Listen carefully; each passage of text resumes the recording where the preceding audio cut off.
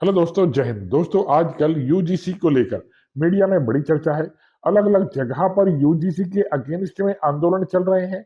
UGC ने अपने अंदर में क्या चेंजेस करे हैं, क्या नए रूल्स रेगुलेशन उसने निकाले हैं, क्या चेंजेस करे हैं जिसकी वजह से स्वर्ण समाज आंदोलन पे उतर आया है।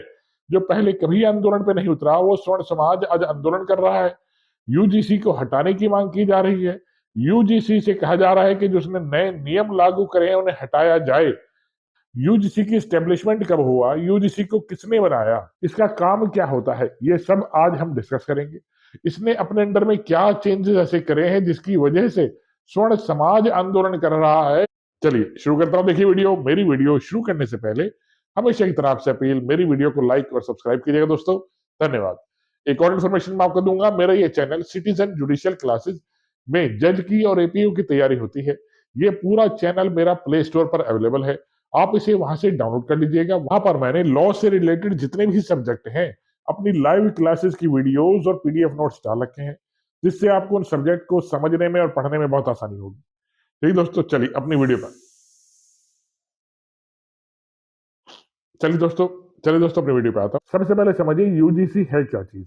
इसकी स्टैब्लिशमेंट 1956 में हमारे पहले शिक्षा मंत्री मौलाना अबुल कलाम आजाद द्वारा करी गई थी। इसमें 12 सदस्यों की एक टीम होती है, जिसमें एक चेयरमैन होता है, दूसरा वाइस चेयरमैन होता है और 10 अतिरिक्त सदस्य होते हैं, जिनको केंद्र सरकार द्वारा चुना जाता है। इसका काम होता है किसी भी यूनिवर्सिटी को यूनिवर्सिटी की मान्यता देना।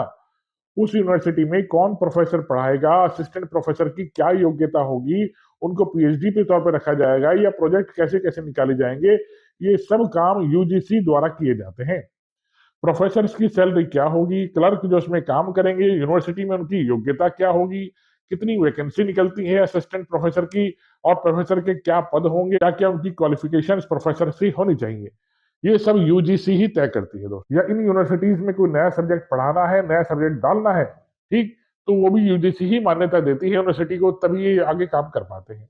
आप नेट का एग्जाम देते हैं, नेशनल एलिजिबिलिटी टेस्ट, ये भी यूजीसी ही कंडक्ट कराता है। इसी के माध्यम से आपको स्कॉलरशिप प्रोवाइड कराई जाती है और आप आगे जाके अच्छा पीएचडी कर सकते हैं। अब देखिए विवाद क्या है। विवाद की शुरुआत अभी नहीं हुई है दोस्तों। विवाद की शुरुआत 2016 में रोहित वेमुला के द्वारा जब आत्महत्या करी गई थी अपने ही हॉस्टल के अंदर, और दूसरी पायल तड़वी 2019 में फांसी लगा ली जाती है हॉस्टल के अंदर अपने कमरे में, तब से इसकी शुरुआत मानी जाती है दोस्तों। दोनों एससी कैटेगरी के छात्र थे। इनके माँ बाप ने इल्जाम लगाया यूनिवर्सिटी के ऊपर, इनको प्रताड़ित किया जाता था प्रोफेसर द्वारा, अन्य स्वर्ण जाति के छात्रों द्वारा इनकी रैगिंग करी जाती थी, जिससे परेशान होकर रोहित वेमुला और पायल तड़वी ने आत्महत्या करी। इसी आत्महत्या को देखते हुए इन दोनों के माँ बाप सुप्रीम कोर्ट गए और सुप्रीम कोर्ट से रिक्वेस्ट करी कि आप कोई ऐसी रूलिंग बनाइए जिन पर यूनिवर्सिटी को कुछ लगाम लगाई जाए कि एससी एसटी छात्रों को प्रताड़ित किया जाता है, उनको टेंशन दी जाती है, इस तरह की टेंशन प्रताड़ित ना किया जाए और आगे कोई रोहित वेमुला ना बन सके, पायल तड़वी ना बन सके, जो आत्महत्या अपने ही कमरे के अंदर कर ले दोस्तों। सुप्रीम कोर्ट के मामला गंभीर लगा, तो सुप्रीम कोर्ट की गाइडलाइन के मद्देनजर यूजीसी ने अपने अंदर में कुछ रूल्स बनाए हैं।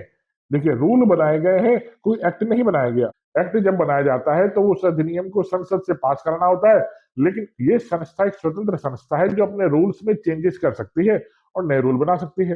तो इसी के मद्देनजर यूजीसी ने अपने नए रूल्स बनाए हैं। अब नए रूल्स में स्वर्ण जाति के छात्रों को और स्वर्ण समुदाय को बहुत बड़ी आपत्ति है। 15 जनवरी 2026 से यूजीसी ने नए नियम लागू कर दिए हैं सारी यूनिवर्सिटीज के लिए और उनके छात्रों के। तो पहला नियम है, एससी एसटी ओबीसी समुदाय का कोई भी छात्र, कोई भी शिक्षक या कोई भी कर्मचारी जब शिकायत लेकर जाता है तो उसकी शिकायत की सुनवाई 24 घंटे के भीतर होगी।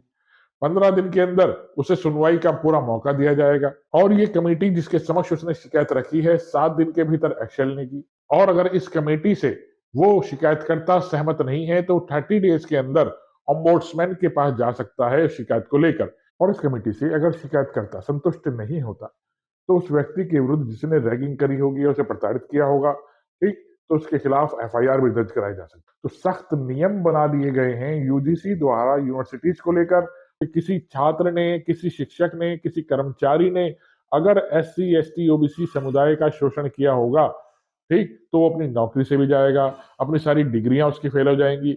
अगर यूनिवर्सिटी ने कोई एक्शन नहीं लिया होगा तो यूनिवर्सिटी का जो एफिलिएशन है वो रद्द कर दिया जाएगा। इस तरीके से बहुत बड़ा चेंज यूजीसी द्वारा अभी 15 जनवरी 2026 को किया गया है। आपकी इस बारे में क्या राय है मुझे कमेंट करके जरूर बताइएगा दोस्तों। जय हिंद, जय भारत। धन्यवाद दोस्तों।